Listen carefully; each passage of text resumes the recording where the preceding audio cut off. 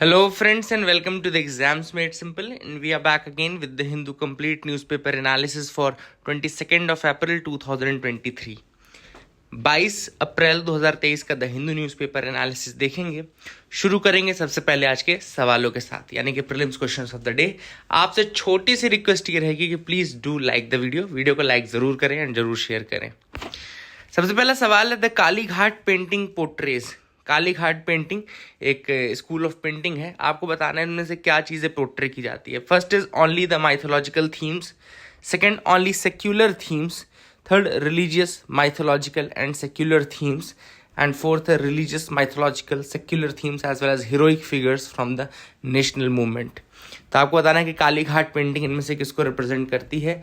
तो the correct answer is D, religious mythological secular plus your religious जो national movement है वहाँ के heroic figures. It's a very important school of painting. आपको एक सवाल ये देना है, बताना है कि किस एरिया में डेवलप हुई है कालीघाट पेंटिंग इंडिया के, है ना, और कोई बहुत स्ट्रॉन्ग कोई प्रोपोनेंट है इनके तो उनके नाम बताने हैं। दूसरा सवाल है what does Sarvatobhadra type of temple in ancient India mean. Sarvatobhadra का मतलब क्या होता है। Options are A, one which is protected from all sides, B one which with a circumambulatory path, C one which can be accessed from all sides, या D one without a circumambulatory path. So the correct answer in this case, आप लोग attempt करिएगा लेकिन मैं आपको answer बताऊं। The correct answer is one that can be accessed from all the sides. एक ऐसा टेम्पल जिसको हर तरफ से आप एक्सेस कर सकते हैं वो सर्वतोभद्रा कहलाता है। देखो तीन तरीके के इसमें इंपॉर्टेंट है, एनसीईआरटी में भी दिए हैं, हालांकि एनसीईआरटी में गलत लिखा हुआ है इसलिए इसको करेक्ट कर लेना। सांधारा, निरंधारा और सर्वतोभद्रा। सांधारा वो है जिसमें एक सर्कम्बुलेटरी पाथ यानी कि प्रदक्षिणा पथ होता है। याद रखिएगा, अगर एक प्रदक्षिणा पथ है तो उसको हम बोलते हैं सांधारा। अगर प्रदक्षिणा पथ नहीं है यानी कि सर्कम्बुलेटरी पाथ नहीं है जिसके अराउंड चक्कर लगाया जाता है, अगर वो नहीं है तो उसको बोलते हैं निरंधारा टेम्पल। और तीसरा है सर्वतोभद्रा, मतलब a temple which can be accessed from all the directions, all the points, उसको हम बोलते हैं सर्वतोभद्रा। तो ये तीन टाइप के टेम्पल्स हो गए जो कि इंपॉर्टेंट है ना। I hope you got clarity regarding that as well. तीसरा सवाल है which one of the following are prominent features of the Nagara architecture in contrast to other types of Hindu type temple architecture. तो नगरा के अलावा जो और दूसरे टेम्पल आर्किटेक्चर है उसमें आपको द्रविड़ा मिलेगा, वेसारा मिलेगा, है ना, जो थोड़ा हाइब्रिड है। वेसारा तो हाइब्रिड है नगर और द्रविड़ा का, तो ये भी आपको याद होगा। अब देखो इसमें बताना है कि कौन से फीचर्स नगरा के हैं और दूसरों के नहीं। तो फर्स्ट लिखा है एब्सेंस ऑफ मंडपा, दूसरा लिखा है presence of large gopurams, gopuram यानी गेटवे होता है। थर्ड लिखा है शिखरा एवब सैंक्टम। तो आपको बताना है कि इनमें से कौन सा फीचर है जो कि प्रोमिनेंटली नगरा का फीचर है, बाकी का नहीं है। तो द करेक्ट आंसर देखो, इसको देख लो, इसका करेक्ट आंसर है 3 ओनली, यानी कि शिखर एवब सैंक्टम।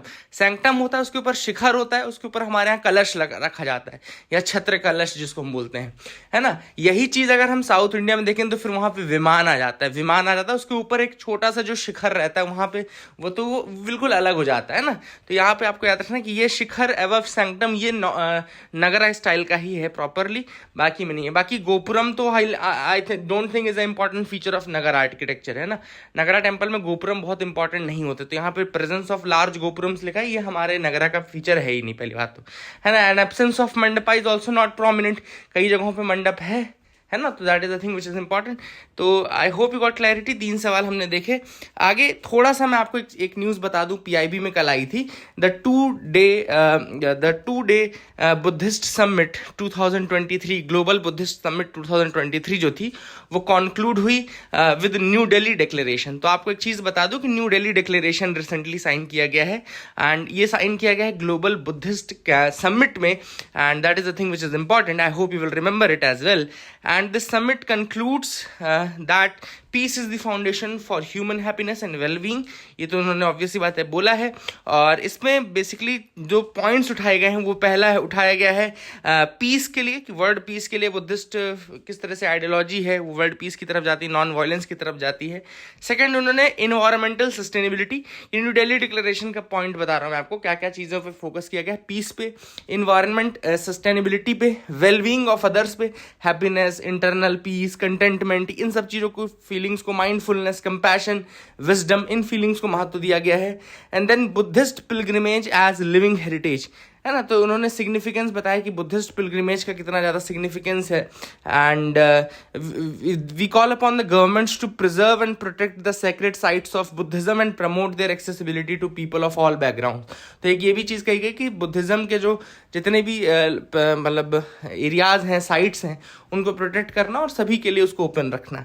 देन इन्होंने नालंदा यूनिवर्सिटी की बात भी की कि नालंदा यूनिवर्सिटी बहुत पहले से चल रही है और बहुत ज़्यादा रिच हेरिटेज, कल्चर और वैल्यूज़ को रिप्रेजेंट करता है। थोड़ा सा मैं आपको नालंदा के बारे में बता दूं कि नालंदा यूनिवर्सिटी जो थी उसको बनाया गया था कुमार गुप्ता के द्वारा। कुमार गुप्ता थे गुप्ता डायनेस्टी के, 5th सेंचुरी BC में इसको बनाया गया, BC नहीं, हाँ 5th सेंचुरी AD में इसको बनाया गया था, है ना। BC लिख दिया लेकिन AD है ये, है ना, आफ्टर डेथ था ये, C कॉमन एरा या AD हो गया, ठीक है ना। और आपको याद रखना है कि ये नालंदा जो था इसमें मतलब वैसे तो बुद्धिस्ट सारी चीज़ों की पढ़ाई की जाती थी, पॉलिटिक्स की पढ़ाई की जाती थी, हर चीज़ यहाँ पे पढ़ाई जाती थी। अच्छा, इसको आग लगा दी गई थी, किसके द्वारा लगाई गई थी, तो ये भी नाम याद रखिएगा, मोहम्मद बख्तियार खिलजी के द्वारा। मोहम्मद बख्तियार खिलजी के द्वारा इसको आग लगाई गई थी।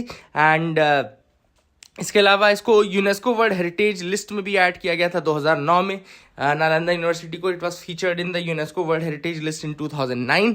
एंड इसका रिसरेक्शन प्रोग्राम 2010 में शुरू किया गया था। मिनिस्ट्री ऑफ एक्सटर्नल अफेयर्स के अंतर्गत ये आती है अभी presently, ministry of external affairs के अंतर्गत आती है नालंदा यूनिवर्सिटी, और 2010 में इसको रिसरेक्ट किया गया था। तो I hope you got clarity regarding this part as well, आपको थोड़ा बहुत समझ में आया होगा, है ना।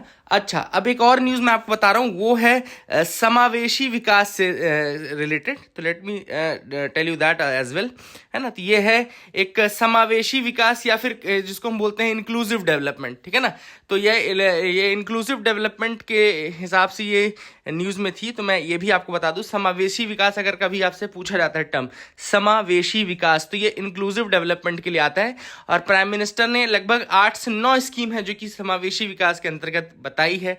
तो एक है समग्र आवास। समग्र आवास मतलब कि कन्वर्जेंस अंडर PMAYG, मतलब प्रधानमंत्री आवास योजना ग्रामीण, जो हाउसेस बनाए जा रहे हैं।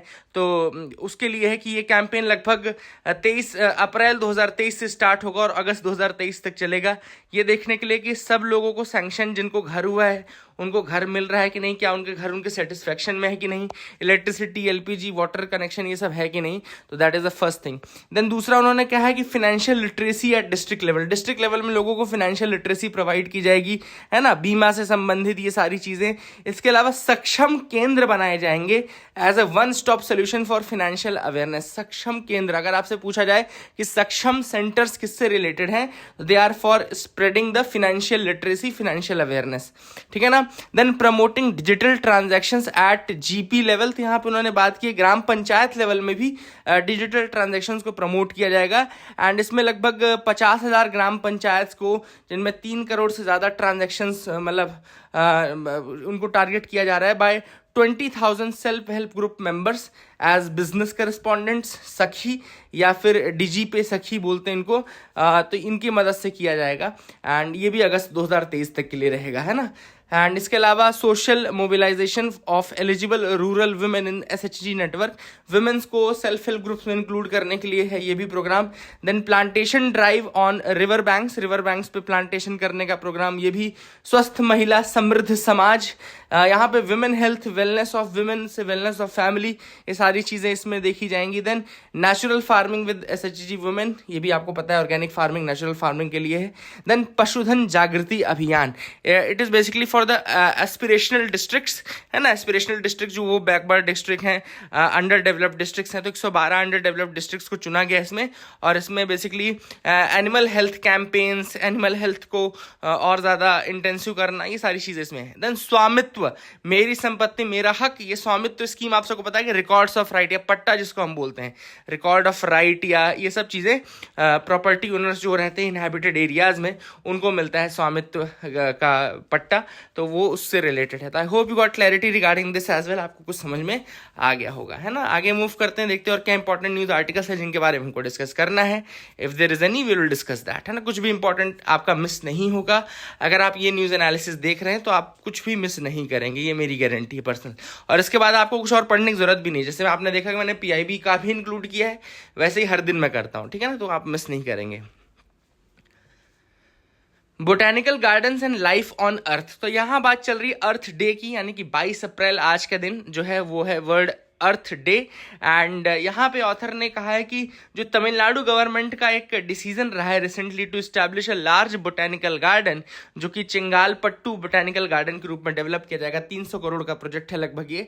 एंड उसका उन्होंने बहुत ज़्यादा तारीफ की है कि बोटेनिकल गार्डन जो है बेसिकली एक तरीके से जो बायोडाइवर्सिटी का कंजर्वेशन है उसके लिए बहुत ज़्यादा बड़ी एफर्ट है। इसके अलावा बोटेनिकल गार्डन न केवल एक तरीके से कंजर्वेशन के लिए है, बल्कि रिसर्च डेवलपमेंट इसको भी आगे बढ़ाया जाता है। प्लस एक हेरिटेज के रूप में भी आप उसको स्टोर करके रख सकते हैं, जो आपकी बोटेनिकल जो आपकी वेल्थ है उसको, बायोलॉजिकल वेल्थ है, जो बायोडाइवर्सिटी वेल्थ है उसको आप स्टोर करके रख सकते हैं। And gardens capture a part of earth's biodiversity for our enjoyment. Modern academic gardens often have hundreds and thousands of dried plant specimens for research.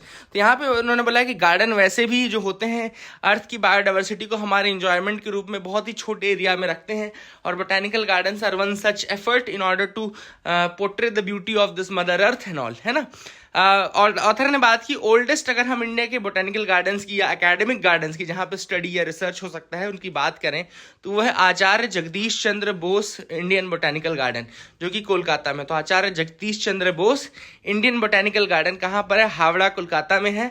1787 में स्टैब्लिश किया गया था, हालांकि उस समय ये दूसरे नाम से था, लेकिन आपको याद रखना है Acharya Jagadish Chandra Bose Indian botanical garden Howrah, Kolkata में है। लगभग 109 हेक्टेयर पे ये फैला हुआ है, बहुत बड़ा है ये बोटेनिकल गार्डन। इसके अलावा बहुत सारे हमारे इंडिया में बोटेनिकल गार्डन्स, एग्जैक्ट नंबर तो नहीं पता, लेकिन 10 से 35 के बीच में बोटेनिकल गार्डन्स होंगे। And globally the botanical gardens are important centres for plant exploration, discovery and research as well as biodiversity outreach. Indian botanical gardens have often lagged this wider perspective. हालांकि हमारे इंडिया के botanical gardens हालांकि research and development इतना ज़्यादा नहीं होता है, but some of the botanical gardens are there जहाँ पे CSIR और ये सब मिल करके अलग अलग रिसर्च और ये सब करते रहते हैं, है ना। तो that is a thing which is important. And India एक ऐसी कंट्री है जहाँ पे बहुत ज़्यादा बायोडाइवर्सिटी है ना। अगर हम देखें तो लगभग 18,000 से 20,000 स्पीशीज हैं प्लांट के हमारे इंडिया में, फिर भी जो नॉलेज है हमारे इंडिया में वो अभी भी इतना ज़्यादा नहीं है, ऑथर ने ये कहा है। And they provide us with different ecological services, they provide us with nutrition, medicines, they mitigate climate change, they enrich our spirits and secure us against the uncertain future. But yet our the India, especially the people, don't have knowledge, and their knowledge is extremely limited, है ना। तो in that aspect also the botanical gardens can play a very good role। अगर आप लोग नहीं visit करते हैं botanical gardens या वो, तो प्लीज डू विजिट देम। एक बार जाइए, वहाँ के स्पीशीज को देखिए, समझिए डिफरेंसेस, समझिए, लोगों से पूछिए। अगर वहाँ पे आपको कोई मिलता है तो थोड़ा सा इंटरेस्ट आप दिखाइए, और इनको प्रोटेक्ट करने की, स्पीशीज को प्रोटेक्ट करना है आपको इनको और ज़्यादा बढ़ाना है। अपने छोटे छोटे गार्डन्स बनाइए अपने घरों में, अगर आपके जगह है बाहर, या गार्डन, आजकल तो रूफटॉप गार्डन और पता नहीं क्या बालकनी गार्डन, है ना, ये सारे गार्डन्स बनने लगे हैं। तो please do that, do something like that, है ना। थोड़ा सा बहुत इसको ज़रूर डेवलप करिए।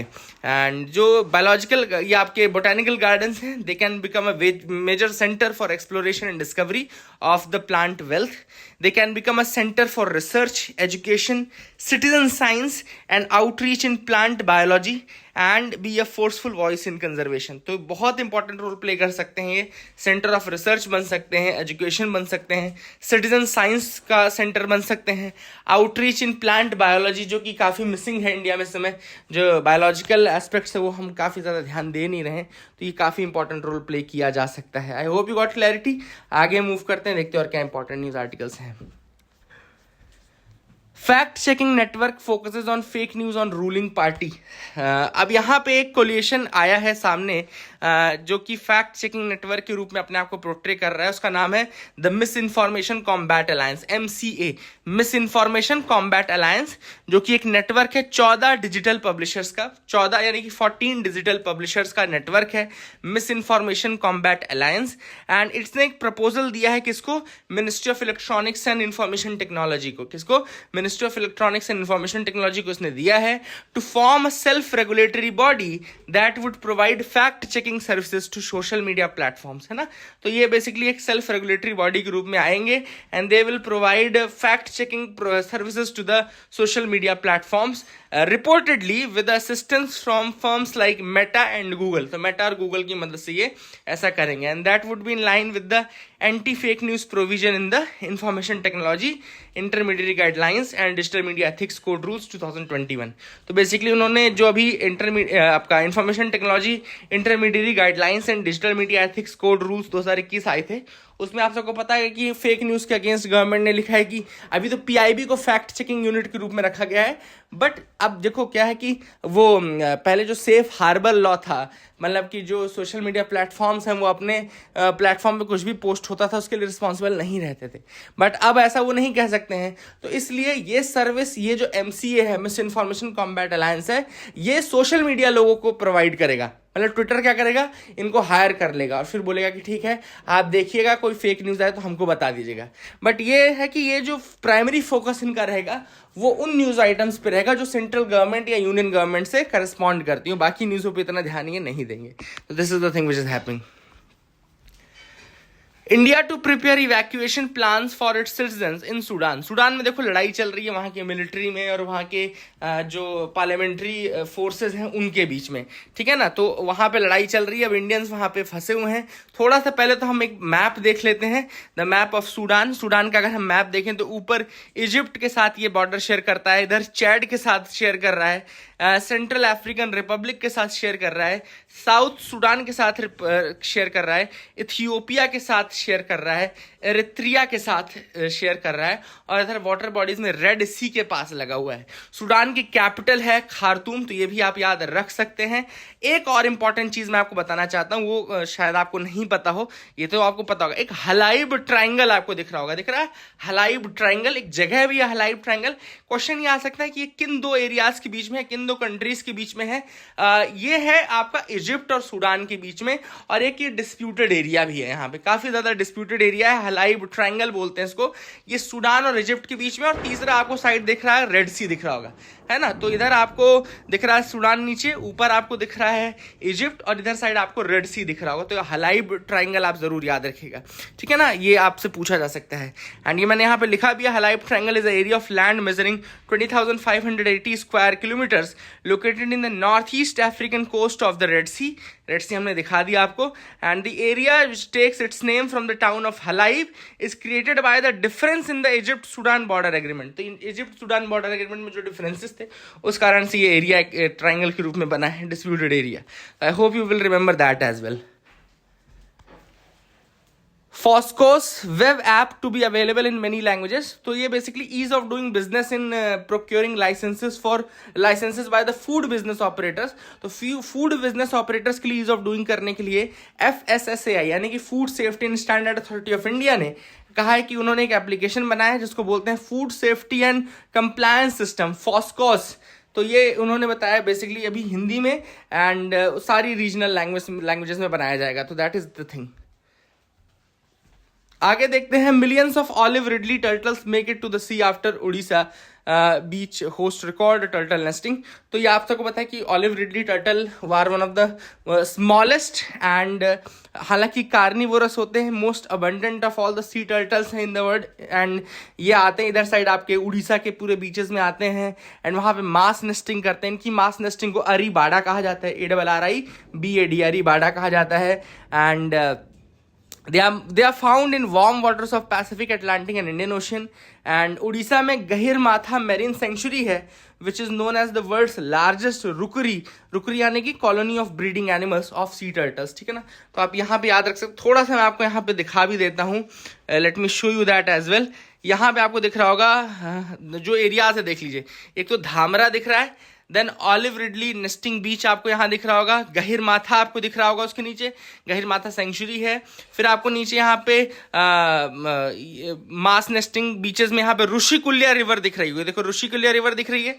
एक तो देवी रिवर दिख रही है, देवी रिवर भी वहीं आती है, देखो है ना, महानदी से आती है, इधर देवी रिवर, ऋषिकुल्या देवी रिवर के नीचे है, ये भी आप देख सकते हैं, है ना। तो that is a thing which is important, I hope you will remember that as well. तो ये सारी चीजें आप ध्यान रखिएगा, है ना, तो ये नाम भी याद रखिएगा। ऋषिकुल्या रिवर एक यूनिक फिनोमिना है, it is not a wild life sanctuary, ये भी क्लियर कर दूं कि ये वाइल्ड लाइफ सेंचुरी नहीं है।